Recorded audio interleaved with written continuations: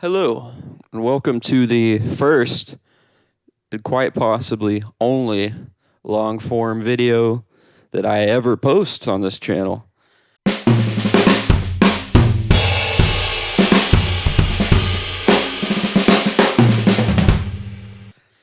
And you may be wondering why I'm talking into a tom mic, but that will never be explained. Anyway, the only reason I'm posting this video is sort of as a response to a video I recently saw by, I believe, Audiomatron. He was talking about ride cymbals and how he much prefers when people use a ride exclusively as a ride, no crashing, just bell and hitting. When I was first getting into drums, I was primarily in the harder genres, rock and metal, and I do remember people saying that it's best to have a ride that's just for riding and then a crash just for crashing. And I hadn't heard that in a long time, and it really got me thinking about how different genres really need different circumstances and sort of the history of cymbals and how we ended up there. But anyway, it didn't used to always be that way. If you go back to the 50s and 60s, there weren't ride and crash cymbals. They were just cymbals. And drummers tended to use them in every which way. They used them truly as individual instruments that they draw all different types of sounds out of. That's certainly a staple in the jazz genre and the jazz tradition. You'll still see people back then setting up their cymbals in this arrangement with a hi-hat, a cymbal on the left, a cymbal on the right. However, they were used differently. So the main difference was this wasn't necessarily a crash cymbal. It was more like another ride cymbal. They would use this second cymbal to demonstrate the form in a song. So if a piece they were playing, for instance, had a structure of A, B, A, well, they would play A twice with this cymbal, and then to change the sound a little bit and denote the B section, they would switch to this cymbal, and then go back to A for this, and it would be sort of like this.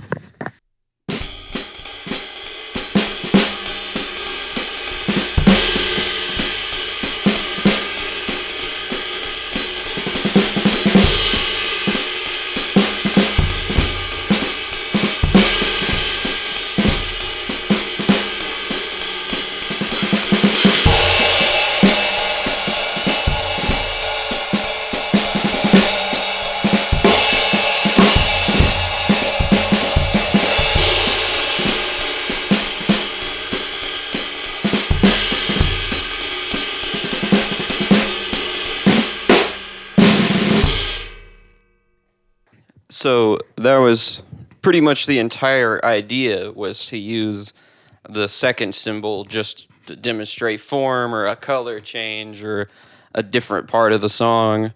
The first really big change or challenge to that would have certainly been sort of the second wave of rock and roll, when, the second British invasion, and then towards the end of that, the cymbals changed drastically with the introduction of the Pisces, primarily the giant beat in the 2002s. And it was because in those harder genres with, stacks of guitars and stuff, they really did need a much heavier cymbal. And the limited recording that was available at the time, they needed something that would really cut through everything. So they would play huge cymbals that were heavy to get that projection. But then I don't know if it was necessarily a hallmark of the style or a necessity of the cymbals they were using, but playing those huge heavy cymbals the whole crash element was gone pretty much with those 3,000 plus gram 22s or 24-inch rides, they needed a cymbal that would crash for accents. So that's when they started using this cymbal pretty much just to crash. Of course, later on, when you get into metal and stuff, there's almost no wash to the cymbals. They're all ping and projection. But that, I do have a caveat to that. That's mostly with metal genres, which are faster. So, the first metal genres being thrash and death metal, where it's blazing fast and you need really, really quick sounds that get out of the way but cut really well. However, there's a whole other side to rock, at hard rock, where they actually do want that wash back in the mix. And you'll hear that with certain examples like the White Stripes, where the whole chorus will just be all crashes pretty much. And there's a distinct difference between what kind of cymbal you would use. And that's an instance where I think you would want a bigger cymbal that has a lot of wash. And it's because a cymbal that's really quick is just going to die down. It's not going to have the same effect. And interestingly enough, there are metal drummers out there that use ride cymbals and heavy cymbals just for crashing. A really interesting example of that is actually, kind of shockingly, Thomas Hawk of Meshuggah uses mostly 22-inch ride cymbals to crash on. I forget where I found the video, but there is a tech video where somebody was asking about his cymbals and he brought that up. So anyway, that's sort of the end of my history segment, I suppose. But now for my preference, I've kind of started in one lane where I just used a ride as a ride, and crash for crashing. But since delving into, the older recordings and stuff, I've found that I really like cymbals that do a little bit of everything. And because there's more than one way to skin a cat, right? There's more than one way to hit a ride cymbal. So, for instance, let me just showcase my cymbals really quick. Here on this side is an example of a much more traditional style cymbal, very expensive cymbal, so not exactly accessible. This is my 22-inch K-Con medium thin low, and it's just a big old washy, crazy mess, really, but it sounds very good under microphones. The only thing that's a pretty big downside for me, actually, is it is quiet. It does not project 5 feet away. So I pretty much can't take this to gigs ever. It's purely a studio cymbal, really. Now, I have my other ride set up here on this side. So this is an example of a much more budget-friendly cymbal. And it kind of has I kind of went with a different route to getting it. But basically, this was a traditional Zildjian A. So not the A Customs or anything, just an old A. It's a 20-inch ride. However, I had it sent to Tim Roberts, the independent cymbalsmith, to lathe it. And he kind of put this pretty aggressive taper on this section, and that allows for it to actually crash pretty well. And I actually use this as a crash quite often, but for that purpose I was talking about, where I do want all that sustain and wash in order to carry the sound for a full section of music.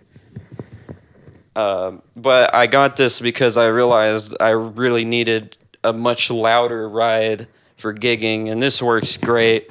It cuts just fine. It still crashes. It was much cheaper. The only major cost really was the shipping. I don't live anywhere near the Northeast where Tim Roberts is based, so had to ship it pretty far, but he did a very nice job with it, though. It captures everything I need in a cymbal for my live gigs, and in the studio, I use it quite often, too. But I'll go ahead and demo these cymbals.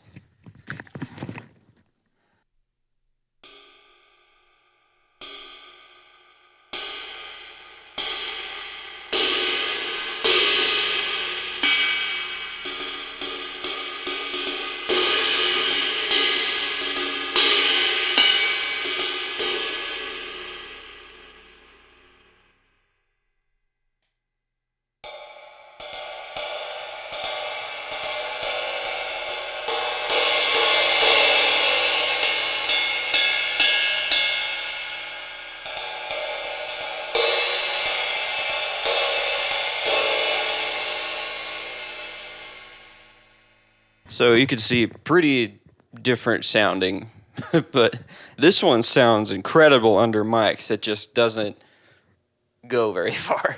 Now, as for the main, I guess, focus of this video is to crash or not to crash a ride. I'd actually want to demonstrate how you would use a little bit of a heavier. I would say this is pretty much a medium weight cymbal. It's a 20-inch in the 2200 range, I believe, for some kind of certain rock settings where you would need that wash. This works great.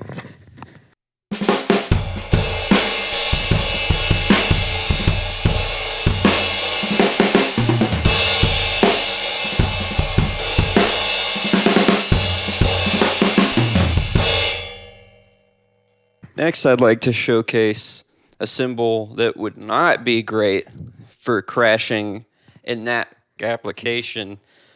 This cymbal, much darker, has a very quick decay, works great for accents, but just does not carry through a full section of music that sounds like that.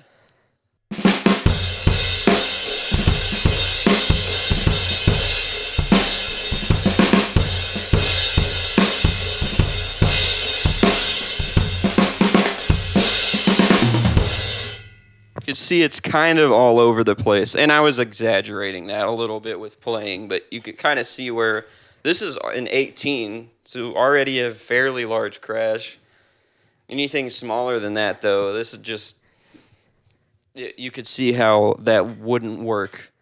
Anyway, the reason I play cymbals that have a wide variety of sounds, like I was saying, is just so that I can draw all different types of things out of them.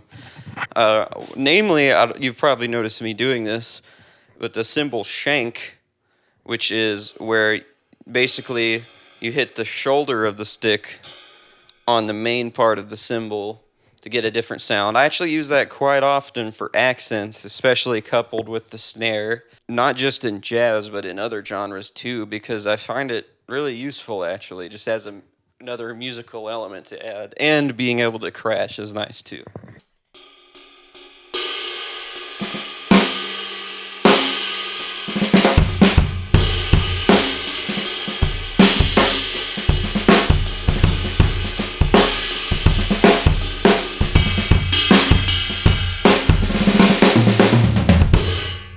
Anyway, believe that's the conclusion. That's it.